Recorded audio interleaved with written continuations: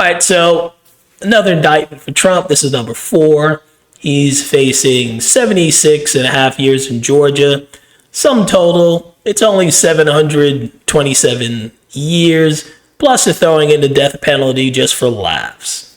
That's what we're looking at nowadays for political opposition here in the United States. My question is Trump uniquely evil? Is he uniquely dangerous, more dangerous than any other president? Has he done something to deserve this hatred that no other president has ever faced? I say yes. And let's talk about it.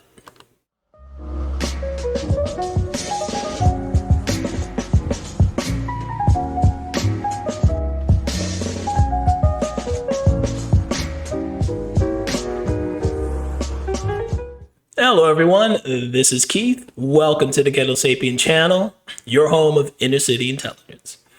So, with Trump facing his fourth indictment, really, what did he do that is so evil, that is so terrible for him to deserve it?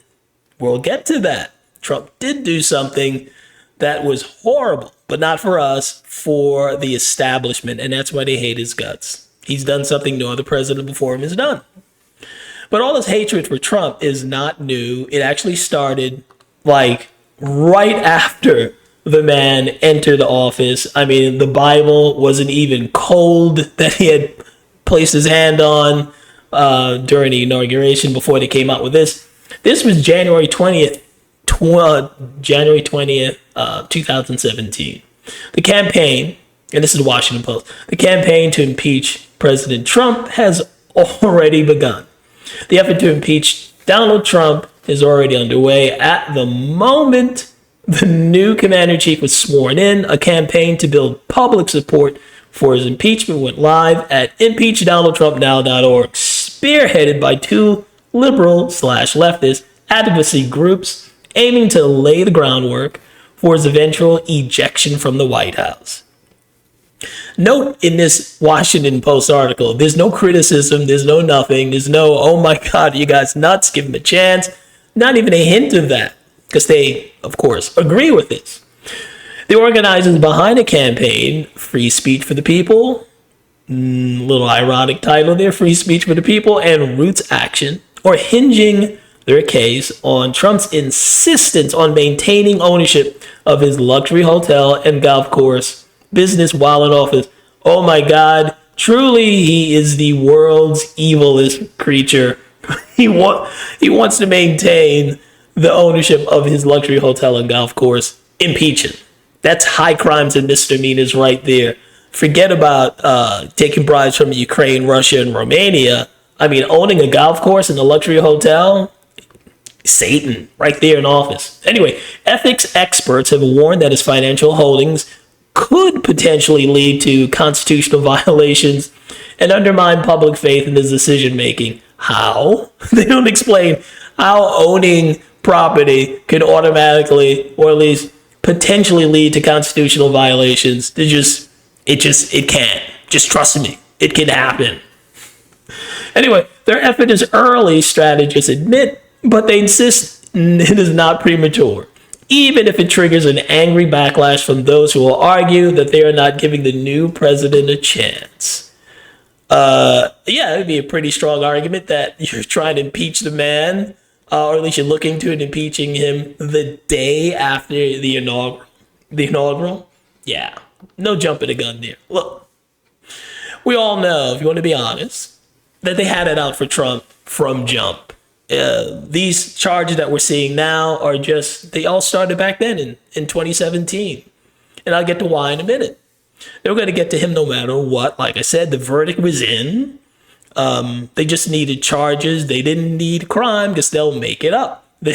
They breached all sorts of, to get him in New York alone, they had statute of limitation laws where you couldn't go past 5 years. But they indicted Trump on something that happened in the 90s, I think. It was just insane. So all that stuff goes out the window for Trump because apparently he's uniquely evil. And this time they couldn't take any chances because he survived the Russia hoax lie that went on for 3 years and cost a couple of $1 million. They tried to impeach him twice. So now they're doing in criminal charges, and again, death penalty. He's going to be a political prisoner, pretty much guaranteed. I'm not sure how he's going to get out of it, because in Georgia, these are state charges, and he can't, if he wins, he can't pardon himself from state crimes, only federal. But this will probably get all tossed out in when it reaches the Supreme Court. But he'll still be convicted. He'll have that on his record. I'm pretty sure the Supreme Court will reverse it. But the goal here is to just make it impossible for him to run. And if you notice, all these things are happening in decidedly blue states. And like Fulton County, Georgia it's a red state, trust me. But Fulton County is blue as rabbit's balls in winter. It's blue. Florida, not so much, but the other places like Washington, D.C. and New York, we all know blue, blue, blue. And this, I believe, is a great argument against the popular vote. We shouldn't have it. What's happening right now is a great argument against it, because what you have in the Electoral College, it spreads power out more or less evenly among the states. With the popular vote, presidential candidates would just go to the most densely populated states. They go to New York, they go to California, Florida, Texas, Virginia, places like that. They would ignore like the Iowas and New Hampshires and other smaller states like that. And that's what you have in this case with these indictments. It's an illustration of what the country would be like if small pockets of, just a few states and power is concentrated in those states, what the country would be like. These are happening again in blue areas.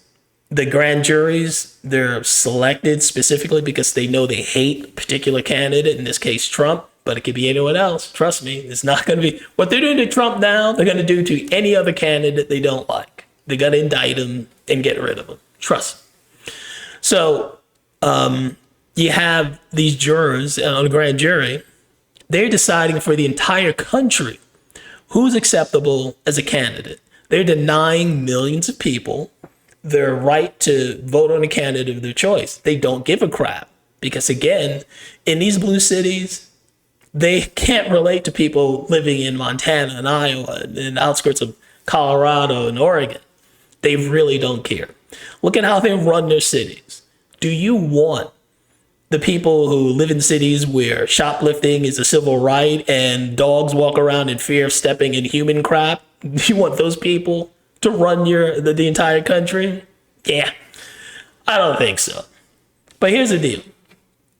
But again, we'll put that aside. Like I said, this is just a great argument against the popular vote, what we're seeing right now. I don't want you to miss that point. But here's my biggest point. Here's why I think they really, really hate Trump. And I'm talking about the establishment. Biden has 50 years of experience under his belt. Trump only has 4. Under Trump, we had Middle East peace treaties. We had no new wars. We had a strong economy. Under Biden, we have inflation. We have a sinking economy. The border is a complete disaster. We have war in Europe. When's the last time we had war in Europe? World War II? And we have drugs in the White House just to top things off. But even without these comparisons, even if they were even if Trump was as good or as bad as Biden, Trump has 10 years less experience. 10 times less experience than Biden does. Is Biden like exponentially better president than Trump? We just showed not really. And you could just go by your bank account, your gas tank, and your supermarket bill, and you know that's not true. So what did we get with Biden's incumbency, with his experience? Nothing. And that's why they hate Trump's guts. And I'm talking about Bush, Clinton, Obama, all of them. They hate him because Trump had no political experience, and he's making Biden and the rest of them look pretty bad, regardless of how much experience they have. Incumbency is worth, you know what I'm going to say, it's worth crap. But that is how we're supposed to be run as a country. We are supposed to be run not by a political class. We were never supposed to have a political class. The requirements to be president very simple. It's in the Constitution. You have to be over the age of 35 or older. You have to be a natural born United States citizen, and that's pretty much it. There might be some more things here and there, but it's not like how the political class tries to advertise political leaders, that they should be lawyers or professional politicians on some level. They should be college educated, usually rich. All those things mean nothing. That's not the case. Trump just came walking in, again, no prior political experience. And I think he did a much better job than Biden, again, making political experience look like nothing. I mean, exceptions to, the highly vaunted, the highly held political class is Fetterman and Feinstein.